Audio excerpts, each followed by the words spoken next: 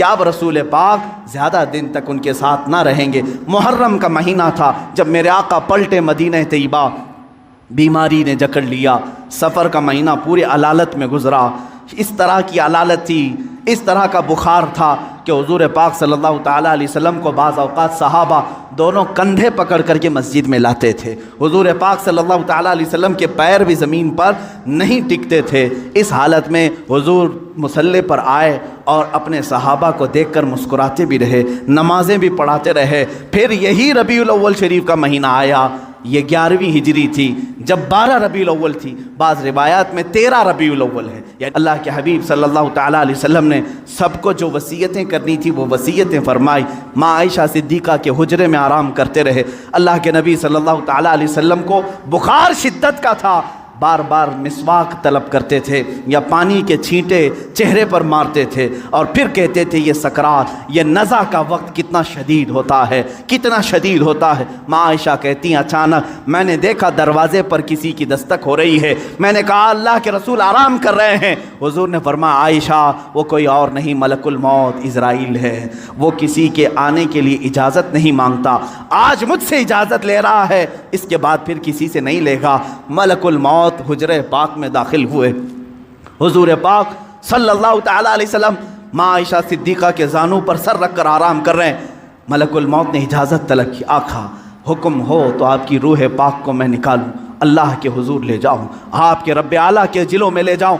رسول پاک صلی اللہ علیہ وسلم نے اس سے پہلے جانتے ہو کیا پوچھا تھا؟ میرا دل درد کرتا ہے۔ ملک الموت سے صرف اتنا پوچھا، یہ وہ وقت ہوتا ہے نزع کا وقت جس وقت باپ اپنے بیٹے کو بھول جاتا ہے، بھائی بہنوں کو بھول جاتا ہے، بلکہ اکثر تو لوگوں کو اپنا نام تک یاد نہیں ہوتا۔ سکرات کے وقت جاؤ لوگوں کے بستروں کے پاس، ہم کلمہ پڑھاتے رہتے ہیں، کلمہ آتا نہیں، لوگ بول نہیں پاتے، یہ وہ حالت ہوتی ہے نزع کی۔ لیکن اس وقت میرے آقا صلی اللہ علیہ وسلم ملک الموت سے یوں کہتے ہیں، اے اسرائیل یہ جو نزع کا درد ہے، کیا یہ درد میری امت کو بھی دیا جائے گا؟ کیا یہ سکرات کا درد میری امت کو بھی دیا جائے گا؟ ملک الموت نے کہا موت سے پہلے ہر ایک کو سکرات سے گزارا جائے گا۔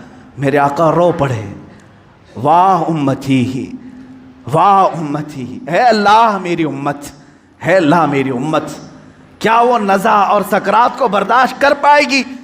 رب تعالیٰ نے حکم دیا، اے حبیب آپ غم نہ کریں، آپ اپنے امتیوں کو یہ بشارت دیں کہ جو ہر نماز کے بعد آیت الکرسی پڑھتا رہے ہیں وہ دنیا میں رہے گا، اس کی روح اللہ فرماتا ہے میں خود قبض کروں گا، اسے احساس نہ ہو۔ رسول پاک صلی اللہ تعالیٰ علیہ وسلم حضرت عائشہ سے بات کر ہی رہے تھے، آخری جملے میرے آقا کے الصلاۃ الصلاۃ، نماز نماز، اور تمہارے ہاتھوں کے نیچے جو مزدور ہیں ان کا خیال کرو۔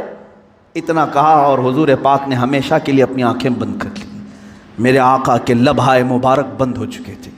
حضرت عائشہ کہتی ہیں میں بات کرتی رہی، میں بات کرتی رہی، میں یہ سوچ رہی تھی کہ حضور اب بولیں گے، تب بولیں گے۔ کافی انتظار کے بعد بھی حضور بول نہیں رہے تھے۔ اب وہ کبھی نہیں بولنے والے تھے ظاہری الفاظ۔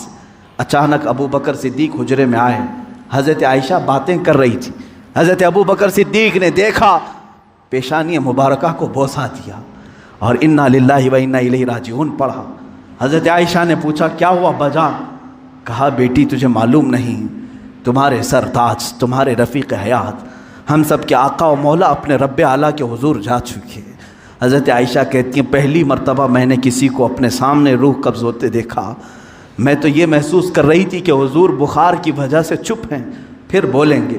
سیدہ کائنات فاطمۃ الزہرا سلام اللہ علیہا آئی، وہ خاندان میں تنہا باقی تھیں، حضور کی ساری اولاد ان کے سامنے فوت ہو چکی تھی، حضرت فاطمہ اکیلی رہ گئی تھی۔ حضرت فاطمہ نے حضور پاک کے جسم ناز کو دیکھا تو کہا اے بار الہ، زندگی میں آج سے پہلے یا آج کے بعد اس سے زیادہ کٹھن دن مجھ پر کبھی نہیں آیا۔